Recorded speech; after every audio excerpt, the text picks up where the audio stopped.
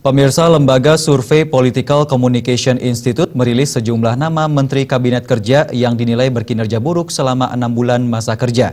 Hasil survei tersebut diharapkan menjadi evaluasi para menteri untuk meningkatkan kinerja mereka.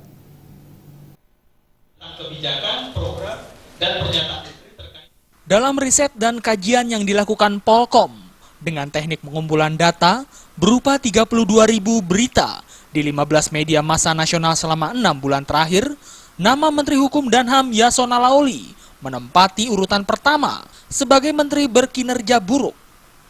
Pemberitaan negatif kepada Menteri Yasona mencapai persentase sebesar 6,7%, lantaran dianggap memberikan kontribusi atas konflik internal Partai Golkar dan P3. Selain itu, Yasona juga dinilai sebagai sosok kontroversial lantaran wacana pemberian remisi pada para koruptor. Selain Menteri Yasona, nama menteri yang berkinerja buruk selanjutnya ialah Menko Polhukam Tejo Edy.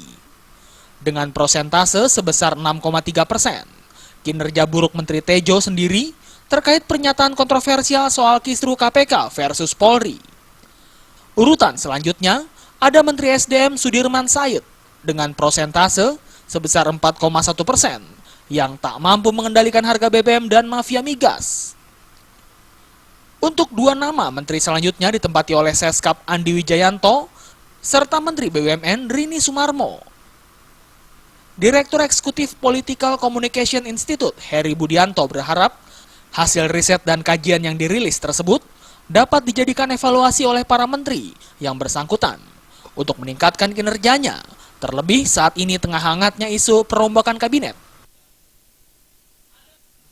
Para menteri bisa menjadikan temuan-temuan frame media melalui penelitian Polkom ini sebagai acuan untuk menilai kinerja mereka. Oh, kalau saya kemudian mengeluarkan kebijakan seperti ini, maka reaksi publik negatif. Reaksi publik negatif itu dipicu oleh misalnya pemberitaan dari media yang seperti ini. Nah, itu menjadi ukuran. Jangan alergi dengan hasil riset ini. Kalau alergi menurut saya ini akan sulit gitu. Nah, ini kan. Selain mengeluarkan nama menteri berkinerja buruk, Polkom juga merilis nama sejumlah menteri yang dinilai berkinerja positif. Salah satunya yakni Menteri Kelautan Susi Pujiastuti karena ketegasan dalam menenggelamkan kapal pencuri ikan asing di perairan Indonesia. Dari Jakarta, Muhammad Ibrahim dan Adam Irhas melapor.